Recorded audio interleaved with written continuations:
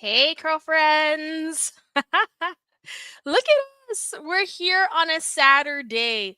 Oh my gosh. I'm going to wait for a couple more people to pop in before I kind of launch into what happens to our Monday or sorry, Friday live at 5 p.m. Eastern Standard Time. Last week was just absolutely crazy. It was like all over the place and unfortunately I just wasn't able to make it. But hopefully, you would have gotten the message that we're going on Saturday at 2 p.m. Eastern Standard Time instead of Friday as we usually do at 5 p.m. Eastern Standard Time. So I really do hope that you were able to get that because this is really made as a curls and conversation type of session to really engage in any questions you have about your fine natural hair. Now, we're always talking back and forth in the community tab, on videos, on shorts. In the DMs about, just various different questions related to your fine natural hair if you are on a journey. Now, what gives me the authority to talk about fine natural hair? I am not a hairstylist. I'm not a hair care specialist. I'm actually a lawyer. I'm an employment lawyer, human rights lawyer. That's the work that I do. But in the pandemic, I did have an opportunity to really learn my own hair. And so if you're interested in, taking back some of the, I guess, power, it's power when you are able to do your own strands and learn your own hair and style it and, get from it what you want to get from it on your own without going out and getting a stylist and, spending money. Then this is definitely the channel for you. That's exactly what I did for me. It really helped me out. As it saving money, saving time, and just being able to, yeah, take back the control of doing your own hair. So if you don't know who I am, my name's Lavinia Latham, and I am super excited to engage in this conversation with you here on Fine Natural Hair Rocks. Today, for our live session, I am actually rocking one of our merch tops. So this is just it's the original Fine Natural Hair Rocks top. And I'm wearing it today because I actually have a pre-poo treatment on in my hair, which is why I put the little hair turban on top. And yeah, if I have to head on out, it's a really cute outfit to rock outside, come on back, hop back into my wash day. It's also super comfortable too. So that's a major plus as well. And I just find, it washes out really easily. If I get any, pre-poo on my shirt or deep condition or whatever, the color is really nice. It kind of hides it, and then on top of it, it washes out really well too. In terms of this top, you should be able to find it at the bottom. There should be like a slide deck if you're interested in purchasing one. The proceeds of that do go to supporting Fine Natural Hair Rocks as well as our new Fine Hair Care line. So definitely, if that's something you're interested in, then yeah, check it out. I really would appreciate your support. Also, we do have some merch as it relates to dishware. So this is the Fine Natural Hair Rocks, this beautiful cup. And I really like it. It's, Fine Natural Hair Rocks is a place that's meant to be encompassing and comfortable and just representative of the beauty that is fine natural hair. And I think that this cup is really cute and does exactly that. It kind of just puts me in the mood. And to that point, I'm going to give it a little sip because green tea is very important. Girlfriend, what is your drink of choice as it relates to kind of getting a little boost of energy in the afternoon? Let me know in the curl chat. Or if you're watching this on the replay, because this is going to be available on the replay, then definitely let me know that as well too. Okay, so Joan Wright. Hey Joan, what's up? Thank you so much for coming through. Island Girl. Hey, finally caught a live. Been missing them lately. Yeah, you know what? I'm glad you were able to make it too. And no worries. These lives are always available on replay. We've got a whole replay gang going on, which is really cool.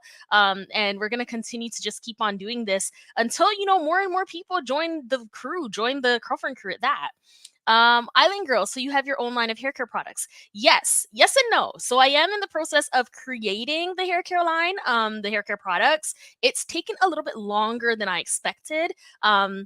And you know what? To that point, it's kind of funny because yesterday we were supposed to go live, of course, at 5 p.m. Eastern Standard Time.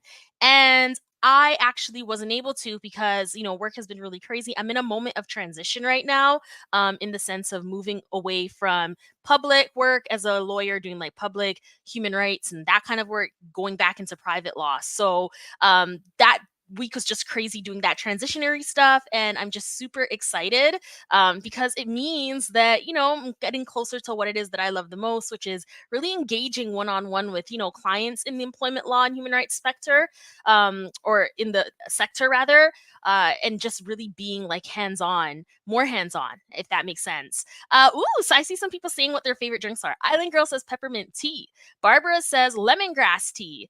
Oh, nice, nice, nice. I really like peppermint tea. I did grow up on peppermint tea. That was my grandmother's favorite tea ever. And lemongrass tea. I haven't had a lot of that, Barbara. I really gotta check that out though, because I love the scent of lemongrass. I haven't actually drank lemongrass tea before. I'm a huge tea drinker, so yeah. So let's get on into these questions. One of the questions that I have is, I believe this one came in from Tanya4233, and Tanya asks how to use wigs. So wigs have been the saving grace. And I will say the fact that I'm able to kind of come on here and talk to you today, straight up, close, one on one, personal, about wigs without feeling, embarrassed about it, or, maybe it's kind of like taboo, that kind of a thing, is a really big thing for me because for the most part, I grew up in an era where you kind of just put on your wig and you call it a day. Like you don't talk about those things. And, I there was a little bit of embarrassment around that, but to the point, I do think that wigs are very, very, very, very useful, almost integral to the growth, the length retention, the health of fine natural hair. Now, the reason why I say that is because you really do want to leave your hair alone. Fine strands get frizzy really easily. Fine strands dry out really easily. If the wind blows too hard, it breaks off. If you tug it too hard, it breaks off. Girlfriend, I kid you not, the other day I was cleaning my washroom and I had my hair, I'm moving from straight to curly right now, right? And so I was cleaning the washroom and my ponytail, it was like just one of those bun ponytails that you kind of wrap on top. It got caught in like the little what do you call it there, like the toilet brush hold, like not the brush but the holder for like the paper holder.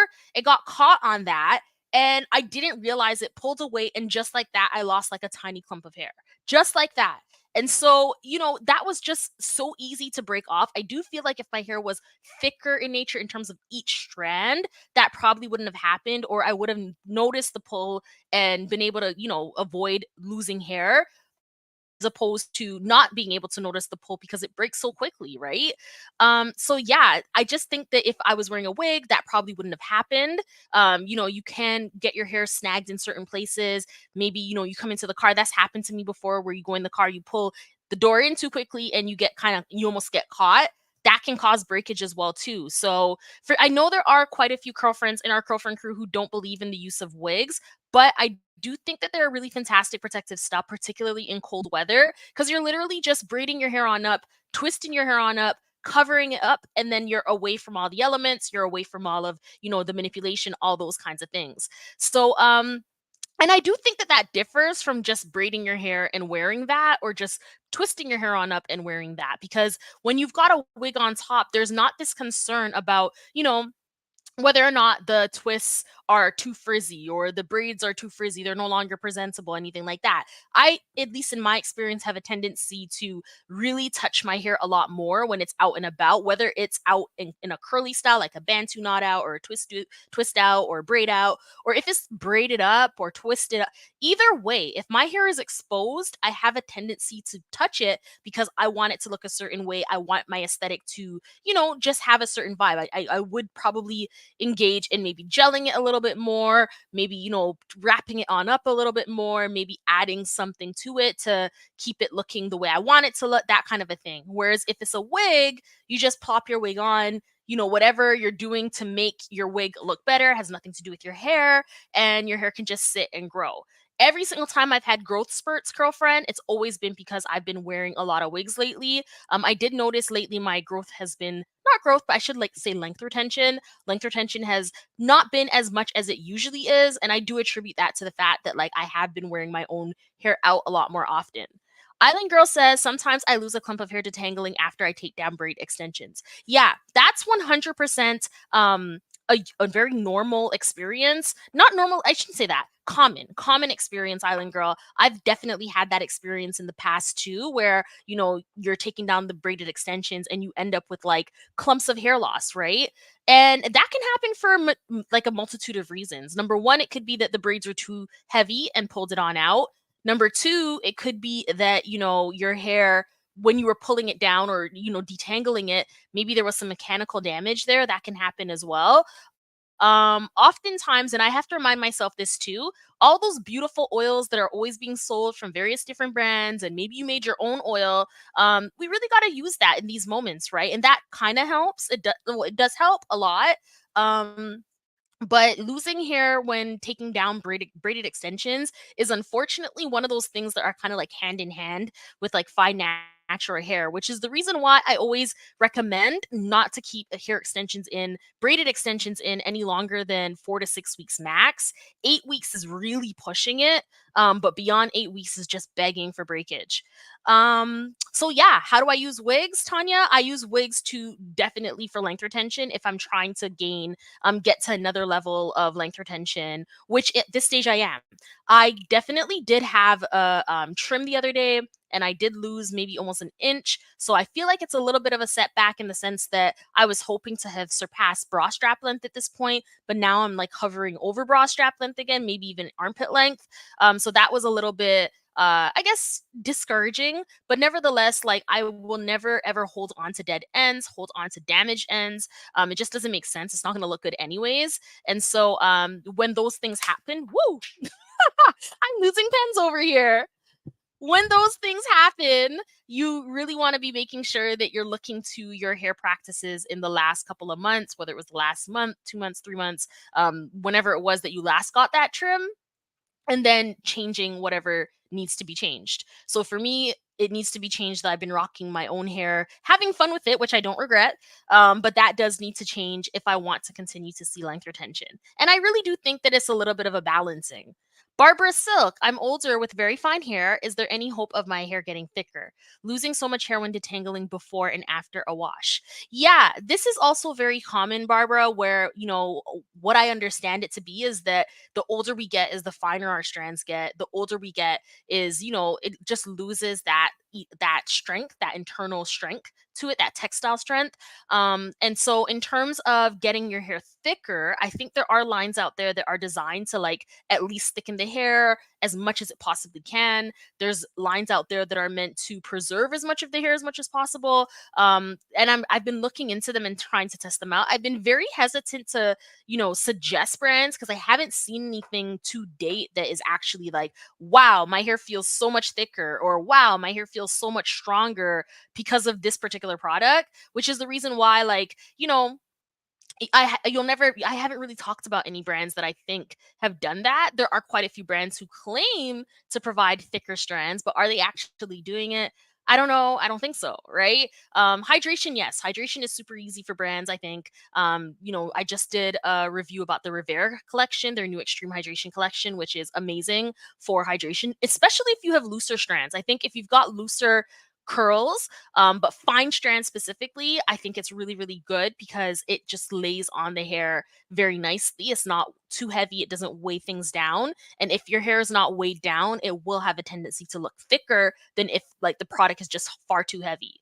So to your point, in terms of losing hair before and after every single wash, the things that you can do that are open to you right now is really revisiting what your detangling session looks like. So for me, I did go through a very long period where I was losing a ton of hair during wash day, after wash day, and I just felt like I was stagnant, right? And so I use that moment to say, okay, I'm going to look at exactly what it is that I'm doing and switch what it is that I'm doing from here. So at the time, I was, detangling at every stage, at the pre-poo stage, at the shampoo stage, at the conditioning stage. I was just like pre-poo, detangling.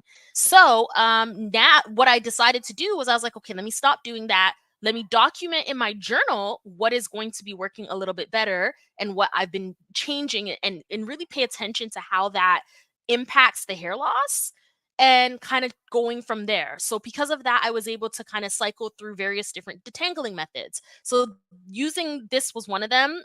This is the Felicia Leatherwood brush. I actually don't really use this anymore. I think this is probably a more appropriate tool for looser fine strands. So if you've got loose fine natural hair, I think this is really going to help you. And when I say loose, I mean like type 3 curls, maybe 4A, something that is a little bit more silkier and not as highly textured as, like, say, my strands, right?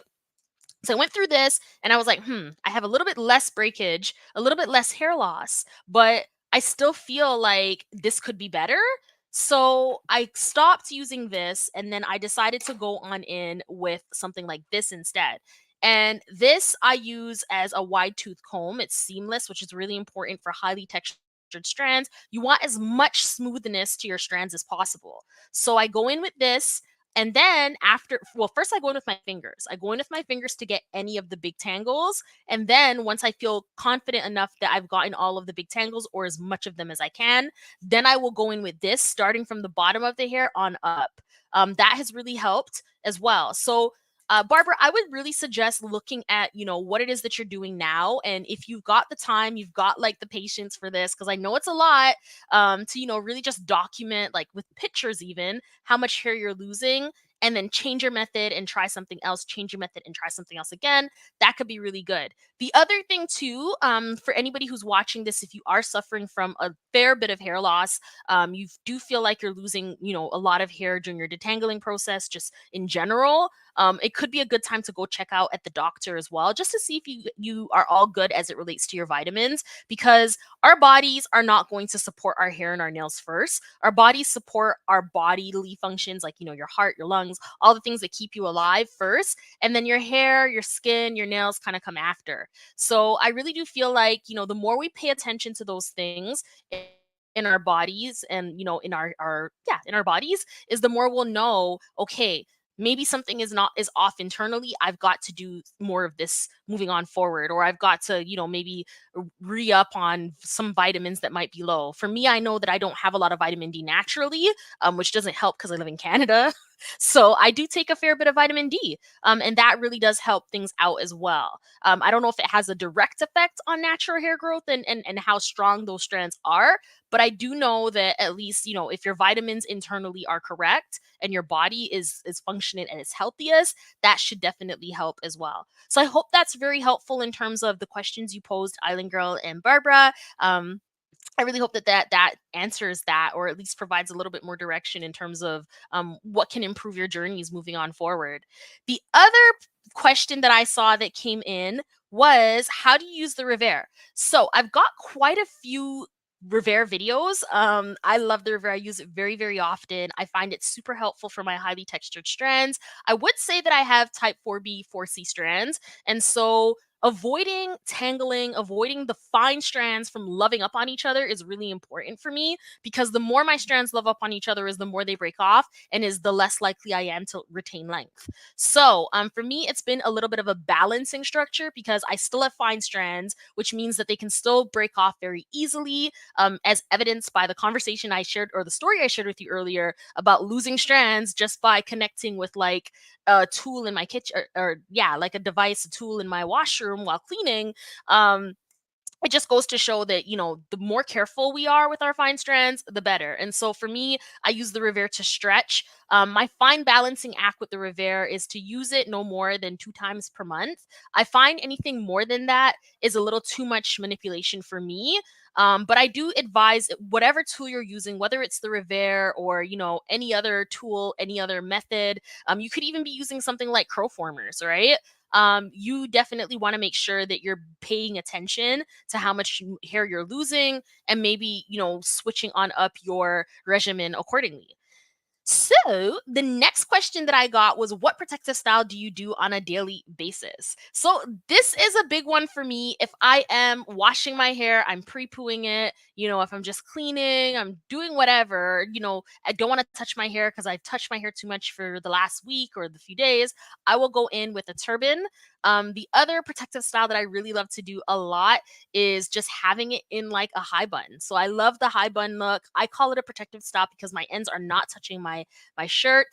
They're just up and just away. If I go to bed and I keep that high top hair bun or high top curls like that in what is it called? A pineapple. I find that really does help too in terms of using it as a protective style. It's not a protective style in the traditional sense, but maybe I should say it's a low manipulation style, which can definitely bring the same types of um benefits to your length retention journey as well and your health journey, right?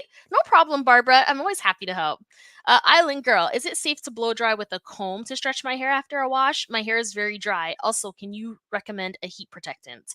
So, I would say it's safe to blow dry your hair with a comb if you're using the right technique. For me personally, I don't like to use too many comb structures on my hair just because it does break off very easily. And so I would say try it out, test it out. If that's what you're doing, be cognizant of how much hair you're losing and definitely, adjust if it's too much. Now, one of the reasons why I do like the Rivera is that there's no need for a comb. So you can just, blow your hair out without it. But if that's not in the budget at this moment, actually to that point, it's on sale for $349 right now. So that's a really good pre-Black Friday sale. I'm not sure if it's going to get cheaper than that. It might for Black Friday, but I just wanted to put everybody onto the fact that it is actually getting cheaper and cheaper and cheaper. In terms of recommending a good heat protectant, so I really like the Cheese Silk Infusion. I'll go ahead and drop a link to that in the comment section. It's really fantastic. I find that number one, I've been using it for years. I can't really speak to the naturalness of the ingredients. That's something that I've been looking for, something that's a little bit more natural. Haven't really found anything that, I can really put my trust behind. When using heat, I typically tend to want to use something that is known, tested, and true. And for me, that really is the Cheese Silk Infusion. It's one of the only products that I use that, maybe there might be something with more natural ingredients out there, but because it is heat and because it is something that, I just want to make sure that I'm not losing strands. Um, it's something that I definitely use over the years, regardless of what the ingredients are. So here's the link. Again, that's the Cheese Silk Infusion Heat Protectant, and it's a really fantastic heat protectant for fine strands. Okay. I see there was a question. Can you please recommend a moisturizer? So for moisturizers, it really depends on what you're looking for. Like if you've got fine, loose strands, I would say you probably want to lean into something that's more liquid based. If you've got more, highly textured fine strands, then I think you could probably get away with something that's like a cream, something a little bit heavier. All of that texture has a lot of fragile points. Those fragile points need a lot of more reinforcement. So I would definitely say it really depends on what your strands are. Because that to me in those moments as it relates to choosing products, that is where your texture might influence what it is that you're using that might benefit you more versus me more. I've seen quite a few of us in the comments have said things like, hey, like I've got fine strands as well too, but maybe my strands are fine and thin. Fine and thin and very, very loose. In those circumstances, you need as lightweight as products as possible. One of my favorite curl sprays is actually from Oyen Handmade, and it's called the Juices and Berries line. You can just go on the Oyen Handmade website and be able to find that super easily. I'm gonna go ahead and leave a link directly to the one that I like the most because I do think it's really, really good. In terms of thicker strands, or not thicker strands, but textured, more highly textured fine strands, I would say go with, maybe a curl spray to begin with, and then maybe go in with something like the Oyen Handmade hairdo. You could even try any of the leave-ins from Sultanicals, Mayel. Those are really good lines that have very healthy ingredients and that I kind of turn to again and again and again. Okay, so I didn't see a direct link for the actual one that I buy, but this one is really nice from Oyen Handmade as it relates to their juices and berries line. So any of those are going to be really good. The Frank juice, the Greg juice, juices and berries. I've tried them all and I love each and every one of them very, very much. Eileen Girl says, I bought a sample bottle. I can't wait to try it out. Yes, that's the best. You know what? one of the things about natural hair care is that it can get very expensive very quickly, right? And so I do believe that if in trying different brands out, trying different formulations out to see what works best for your strands, but I don't believe in going broke for it, right? So where it is possible, I would strongly recommend purchasing like the trial size bottles, like Island Girl mentioned, so that you can get a little bit of it. You can get a feel for the product. If you like it, you can commit and purchase a bigger bottle. If you don't like it, then you just move on, right? So I think that's a really good way to really trial and error a little bit until you find exactly what works best for you. Um, okay. Mm. How do I deal with excessive breakage during wash day? So, what's causing the excessive breakage? Is it caused by like the way that you're manipulating your strands? Is it caused by maybe the products? Like what exactly do you think, like at what point are you getting the breakage, Babs? Let me know. Let me know. Okay. Another question that came in was why stop finger detangling? So finger detangling is good. I don't recommend finger detangling only, especially if you've got super textured strands, just because you could miss out on knots, and those knots could lead to further damage, further breakage, and it's just a downward spiral from there. Babs, in the shower. Okay, so this is a fantastic question. It's something that I actually dealt with as well, whereby like I had a lot of breakage on wash day. I didn't really know what to do to fix that situation. And so, what made the biggest change for me was going and using a shower mirror. So, I love shower mirrors so much. They work very, very well for me. You can see exactly what's happening with your strands, and then you can kind of course correct, right? So, there is the one that I have that has been really fantastic for me. Or similar to this. I don't think they have the one that I have anymore because I did purchase it quite some time ago. But something like this, and doesn't have to be this specific one. If you can find something cheaper, by all means, you definitely should purchase something cheaper. Excuse me. But something like this. So like I dropped another link in the chat. So this is for like a shower mirror non-fogging. That can really help to just avoid, blindly in the dark dealing with your strands and potentially losing hair for no reason. So girlfriend, those are the ends of my questions. I don't have any more questions that came in for this live. If you're interested in, submitting your questions beforehand, maybe you were trying to get onto the live but you weren't able to, then definitely let me know in the comment section. If you are part of the replay gang, hey, hey, then definitely let me know that too in the comment section down below. Girlfriend, thank you so much for watching today's live stream video. If you like this video, please go ahead and thumbs it up. It tells YouTube that this is a quality YouTube channel. This is a quality live. And you really enjoyed it. Also, if you haven't subscribed already, definitely go ahead and subscribe too. I do post regular videos. I'm not going to commit to an actual frequency like, oh, I post every Monday or Tuesday because schedule's been a little bit all over the place. But what I can promise you, girlfriend, is that I do post regular videos, and they do come up quite often. So that's it. That's all. Thank you so much for watching. I love you so much. And I hope you have a fantastic rest of your Saturday, a fantastic rest of your weekend, and that you go into the most productive, beautiful, calming, everything that you want and more type week ahead of you next. I will see you on Friday at 5 p.m. Eastern Standard Time. Thank you. Talk to you next time. Bye.